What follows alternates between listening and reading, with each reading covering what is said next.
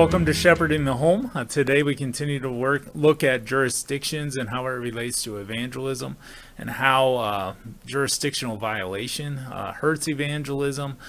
We are in kind of dire straits with, especially in North America, of sharing the gospel with a lost and hurting world. And when that has kind of been moved into a jurisdiction within the institution of the church, that's become very difficult rather than something that God has placed upon the individual and the family to be about. And so let's take a look kind of at this idea of jurisdictions as it relates to evangelism.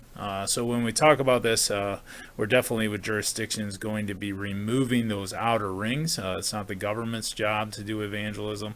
It is also not the broader community. That's where we're going to be doing evangelism too, but it isn't their job. So we're really kind of zeroing into what is the jurisdictional role, responsibility of the church and of the family and of the self.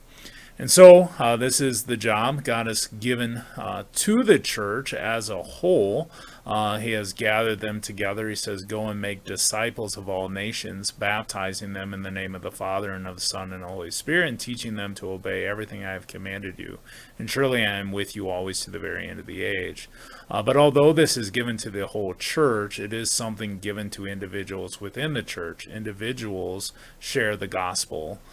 Individuals bring them into the church, where the church as a whole baptizes them and makes them a part of the church.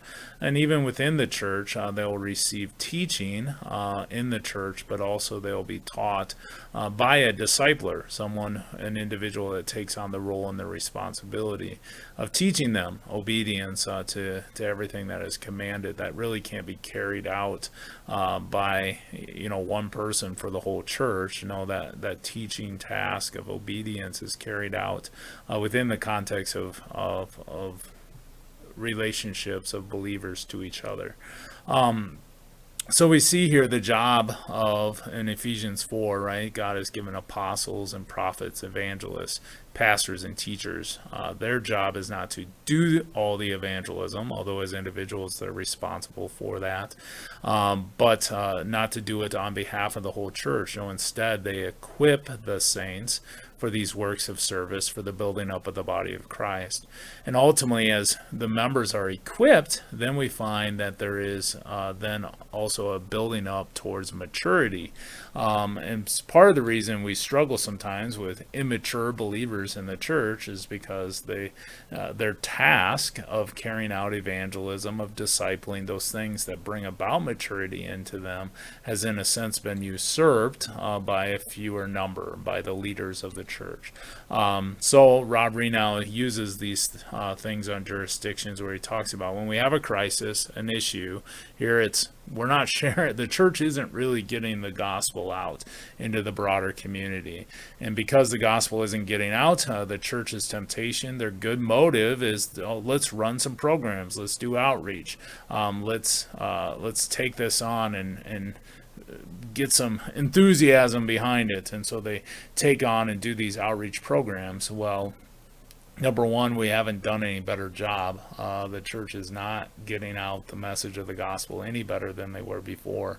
Plus, the lesser institution, the family and the individual, they're robbed of motivation, time, and resources. They're doing church programs rather than sharing their faith in life. They're also lose some of that motivation. Sometimes it's in a situation where, because the programs for the whole church have money behind them, they have sometimes maybe a really good leader, etc. So they see these programs going off. They look like they're flashy, even though oftentimes they're not really accomplishing a whole lot. And so the individual starts to say, well, I can't share my faith like that. I can't put on that type of thing. And if those things are what's necessary for evangelism, I guess I just can't do it. Rather than being trained and equipped and realize, no, actually sharing my faith is something I am able to do, and then start doing it, so they develop confidence and motivation, and the joy that it is to share our faith with other people. And so We have not gotten better at evangelism by the church having evangelism boards and the church running outreach programs. We haven't really improved evangelism at all. And ultimately, in the end, we've become a little bit institutionalized. And I want to maybe use this example of a Friendship Sunday. I one time was in a group discussion about things in the church and some of these ideas, and one member said, well, we don't have Friendship Sunday anymore. I think we need to get Friendship Sunday again. And I'm really not into Friendship Sunday. It's kind of this idea that like this one time a year or these twice a year, that's a week we're going to invite everybody, which I just think is a horrible message. Every week is an opportunity to invite someone to church. We also maybe get the wrong idea that maybe inviting them to church is really what evangelism is about. Now, some people that might work, but oftentimes there's people that if you invited them to church, they'd come up with an excuse. Oh, I'm busy, yeah, etc. But if you invite them to your home, or you invite them to go to coffee, they're more likely to do that. And especially, I think every day it's seeming like our culture that people are less likely to respond to an invitation to church, more likely to respond to an individual invitation of relationship where you have opportunity to share your faith with them, which may eventually lead to inviting them to church. But you get this idea we're institutionalized. And so the woman brought up this idea that she's like, I have a nephew, and if we don't have Friendship Sunday, I mean, this is what she said, if we don't have Friendship Sunday, he'll never hear about Jesus. It's like, what? If we don't have a program like Friendship Sunday, someone will never hear about Jesus? No, they'll never hear about Jesus because you're not telling them about Jesus.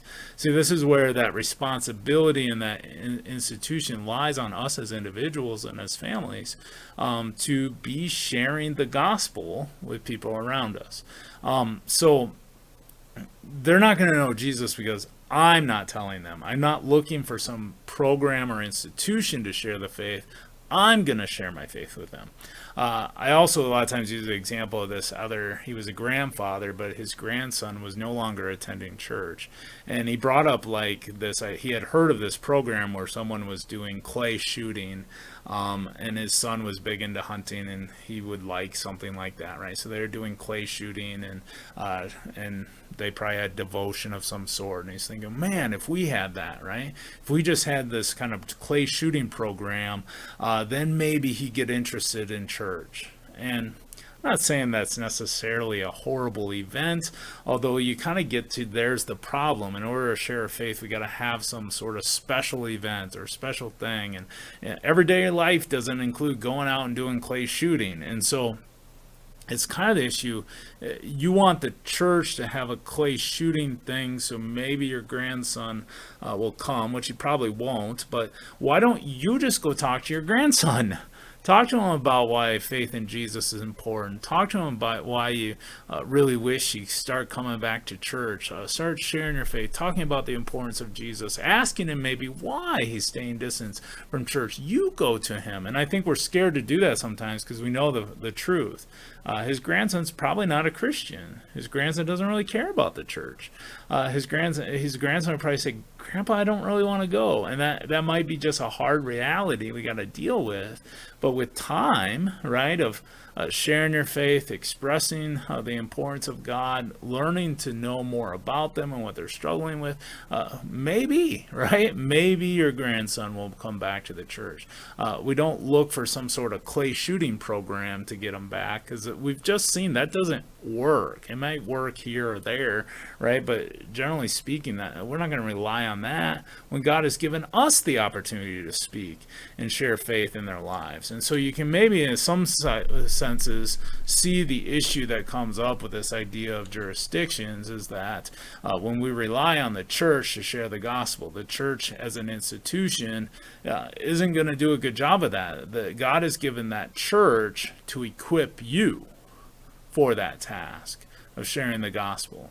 And then also equipping your family. So the family and the individual kind of is the center of this. And I think it's important to also remember the family, because sometimes maybe you have maybe your kid has a friend, and by hanging out with your friend, inviting the friend over, you have a chance to demonstrate to them faith in Jesus. And maybe through that, then you have opportunity, maybe more so than you would just through your child, but as a family, reach out to the entire family. So sometimes the whole family system can create some level of enveloping them in the truth of the gospel. Now that can work within your own family, actually, but also even to a neighbor family, etc. So sometimes the unity of the family creates more strands in a sense of relationship to that family to reach out. So there's kind of that individual and that family goal, but it all puts us in the proximity of an unbeliever that the church as a whole doesn't have, but as a family and individual we do, there to share the gospel. And so we're not relying on some program of the church, but instead the church is there to help us to go do the job that God has given us to do. So God be with you, I guess, as you wrestle with this idea of jurisdictions. Again, remind you, we have kind of an overview video, one related to discipleship, this one talking about evangelism. I'm going to make one more jurisdictional video talking about how do we care for the poor. And this one will kind of get out a little bit into also how do we view government as well. But look forward to, look out for that video as well, and God be with you.